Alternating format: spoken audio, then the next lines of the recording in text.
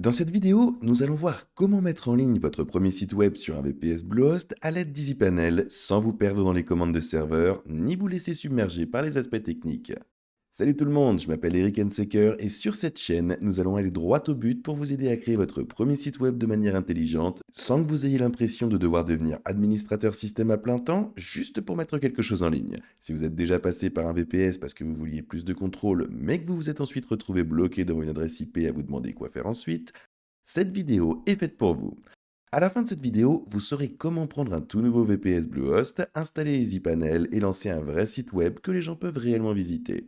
On va tout explorer ensemble dans un instant et ça va être super clair. Pas de battage médiatique, pas de jargon technique, juste un guide simple étape par étape de j'ai un VPS à mon site est en ligne. Allons-y. Pourquoi un VPS peut sembler déroutant au premier abord? Parlons franchement de l'expérience que la plupart des gens vivent avec un VPS. L'hébergement mutualisé vous a trop gâté, vous vous connectez, cliquez sur quelques boutons, installez WordPress et le tour est joué. Avec un VPS, c'est tout le contraire. Vous bénéficiez de plus de puissance, d'un meilleur contrôle, mais aussi de bien moins d'accompagnement. Vous vous inscrivez, Bluehost vous envoie par email les informations relatives à votre serveur et tout à coup, vous vous retrouvez avec une adresse IP, un accès root, un serveur vierge et c'est tout. Pas de bouton créer un site, pas d'assistant de configuration, juste un énorme potentiel et très peu d'indications. C'est généralement là que les gens commencent à paniquer un peu. Ils se mettent à chercher sur Google comment configurer Apache ou installer un WordPress avec un VPS, et 5 minutes plus tard, ils sont plongés jusqu'aux genoux dans les commandes du terminal en se demandant pourquoi ils ont quitté l'hébergement mutualisé. C'est exactement cette lacune qu'EasyPanel comble. En termes simples, EasyPanel est un panneau de contrôle visuel qui s'installe sur votre VPS et se charge pour vous des aspects complexes de la configuration du serveur. Ainsi, au lieu d'installer manuellement un serveur web, des bases de données, des certificats SSL et tout ce qui touche au back-end, EasyPanel vous offre un tableau de bord épuré où vous pouvez créer des projets, lancer des sites web, connecter des domaines, activer le SSL, gérer les mises à jour et le tout sans avoir à passer par la ligne de commande. On peut voir les choses ainsi. Un mutualisé, c'est exactement comme louer un appartement qui serait entièrement meublé.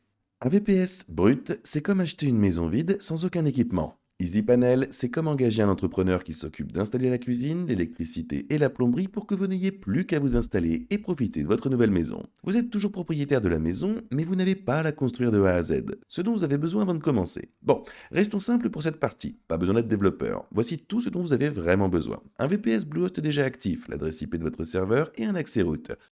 Bluehost vous fournit tout cela par défaut, un nom de domaine, c'est facultatif au début, mais vivement recommandé, et voilà. Si vous pouvez vous connecter à votre tableau de bord Bluehost et consulter les détails de votre VPS, tout est prêt. Accédez à EasyPanel sur votre VPS Bluehost. Une fois EasyPanel installé sur votre VPS, il fonctionne sur le port 3000. Donc pour y accéder, il faudra aller sur l'adresse https l'adresse IP de votre serveur et ensuite puis 3000. Et évidemment, vous devrez ici remplacer l'adresse IP de votre serveur par l'adresse IP réelle indiquée dans votre tableau de bord Bluehost. Lors de votre première visite sur cette page, EasyPanel vous demandera de créer un compte. Il s'agit simplement du compte administrateur de votre propre serveur, alors choisissez un mot de passe fort et conservez-le en lieu sûr. De préférence dans un gestionnaire de mots de passe. Pour des raisons évidentes de sécurité. Une fois connecté, vous accéderez au tableau de bord EasyPanel, et si c'est la première fois que vous le voyez, respirez un bon coup, il est volontairement simple. On ne vous demande pas de tout savoir dès le départ. Comprendre le tableau de bord EasyPanel. Avant de nous lancer, prenons le temps de nous repérer. EasyPanel s'articule autour de quelques principes fondamentaux. Les projets, et les projets fonctionnent comme des dossiers. Chaque projet comprend un ou plusieurs sites web ou applications. Vous pouvez par exemple avoir un projet pour votre site personnel, un autre pour un site pro et un autre encore pour vos expériences. Le volume de projet dépend de la configuration de votre VPS. Application ou service. Il s'agit des éléments que vous hébergez concrètement. Un site web, un blog, un outil ou tout autre élément. Modèle ou application personnalisée. EasyPanel vous propose des modèles pour les configurations courantes, ce qui vous évite de partir de zéro. Vous pouvez également intégrer votre propre code par la suite si vous souhaitez davantage de contrôle. Inutile de tout mémoriser. Retenez simplement qu'EasyPanel est organisé de manière réfléchie et qu'il devient de plus en plus facile à utiliser au fur et à mesure. Créez votre premier projet. Bon, c'est parti. Lançons-nous dans un projet concret. Depuis le tableau de bord, vous pouvez donc cliquer sur Nouveau puis sur Application. Cela indique à EasyPanel que vous souhaitez créer un espace accessible au public. Donnez ensuite un nom à votre projet et ce nom peut être ce que vous voulez. Il est destiné uniquement à votre usage personnel. Une fois le projet créé, EasyPanel vous guidera vers l'écran de configuration de votre première application. Et c'est là que la plupart des gens s'attendent à ce que les choses se compliquent. Il s'agit de choisir comment vous souhaitez mettre votre site web en ligne. EasyPanel vous offre donc plusieurs façons de procéder. Dans votre premier site web, l'option la plus simple est généralement l'une de celles-ci. un site web statique utilisant un répertoire Git, un modèle prédéfini ou une configuration d'application simple gérée automatiquement. Ainsi, si vous disposez déjà d'un dépôt GitHub contenant les fichiers de votre site, vous pouvez le connecter ici. Si ce n'est pas le cas, EasyPanel peut tout de même mettre votre site en ligne pour vous. À présent, lorsqu'il s'agit de la méthode de compilation, EasyPanel utilise souvent ce qu'on appelle des Nixpacks. Vous n'avez pas besoin de savoir comment cela fonctionne, mais sachez simplement que l'outil se charge automatiquement de générer et de mettre en ligne votre site. Développement de votre site web. Une fois vos paramètres renseignés, un bouton Déployer apparaîtra. Cliquez dessus, et c'est là qu'EasyPanel prend le relais. Il configure l'environnement, génère votre site et le met en service sur votre VPS. Vous verrez défiler des journaux, et cela peut paraître intimidant, mais vous n'avez pas besoin de lire chaque ligne. Il vous suffit d'attendre le message indiquant que le déploiement a réussi. Une fois l'installation terminée, EasyPanel vous indiquera une URL publique à laquelle votre site est accessible. C'est votre première victoire? Cliquez sur le lien fourni par EasyPanel. C'est généralement à ce moment-là que les gens esquissent un petit sourire, car votre site est désormais en ligne. Il n'est pas hébergé sur un serveur mutualisé, ni sur une plateforme de démonstration, mais bien sur votre propre serveur dédié. Même s'il s'agit pour l'instant que d'une simple page, c'est déjà un grand pas en avant. Vous avez franchi la partie la plus difficile de l'hébergement sur serveur dédié, à savoir la mise en route. À partir de maintenant, il ne s'agit plus que de peaufiner les détails. Concrètement, nous allons maintenant configurer un domaine. Si votre domaine est enregistré chez Bluehost, cette étape est très simple. Il vous suffit d'accéder aux paramètres DNS de votre domaine et d'ajouter un enregistrement A qui redirige votre domaine vers l'adresse IP de votre VPS. En d'autres termes, vous indiquez simplement à Internet que, lorsqu'un utilisateur tape votre domaine, il doit être redirigé vers ce serveur. Une fois cette opération effectuée, revenez dans EasyPanel et ajoutez le domaine dans les paramètres de votre application. EasyPanel se chargera automatiquement de la gestion du SSL pour vous. Votre site se chargera en toute sécurité via HTTPS sans que vous ayez besoin d'installer manuellement les certificats. La propagation des modifications DNS peut prendre un certain temps, c'est tout à fait normal. C'est là qu'EasyPanel se distingue vraiment. Depuis le tableau de bord, vous pourrez alors redéployer votre site si vous apportez des modifications, consulter les journaux en cas de problème, redémarrer l'application si nécessaire, ajouter des paramètres d'environnement ou lancer d'autres sites web ultérieurement. Vous n'êtes pas limité à une seule config, vous avez le contrôle total. Et le mieux, c'est que vous faites tout ça sans avoir à vous connecter sans cesse à votre serveur via SSH. Les erreurs courantes à éviter quand on débute. Évitons-nous quelques mots de tête.